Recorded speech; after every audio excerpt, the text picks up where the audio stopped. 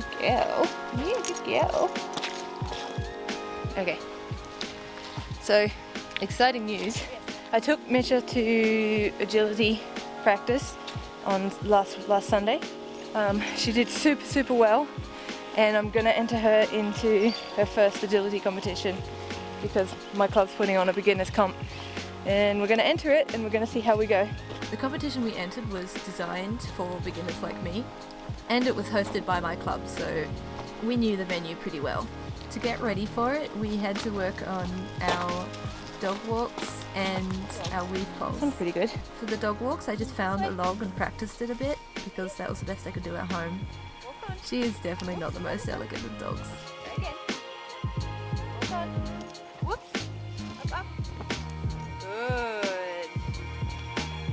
Good. Yes. Up. Good. As you can see, Mischa really didn't have any idea what I was asking her at first, but she picked it up pretty quickly, even though she was just a bit clumsy. The second thing we really needed to work on, and still do, is weave poles.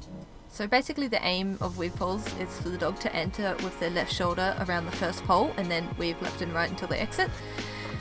Simple, but not simple for Mischa. There are several techniques to teach the weave poles, and I began with what's called the channel method, where you basically space the poles a little bit apart, so there's a big channel down the middle, and then you get the dog to run down the middle and throw the toy for them at the other end, and you slowly incrementally move the poles inwards until they're weaving. But the problem with that is Mischa is extremely toy motivated, and she really wants the toy, so she tends to just plow her way through the poles.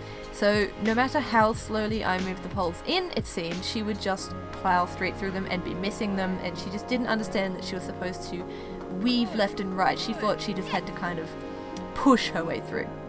So I switched to using a guide wire made out of black netting. But the problem with this method is once you take the guide wire down, the dog doesn't really understand, at least Mischa definitely didn't understand, and she went back to skipping poles. What you see here is basically what we ended up with about 2 weeks to go to the competition. So it's not great, but I recorded the competition and I'll put that video up next so you can see how we went. Let me just say it wasn't as bad as I thought it was going to be, but it also wasn't perfect. But anyway, you'll get to see in the video. Thanks for watching, and the next video will be up soon, I hope.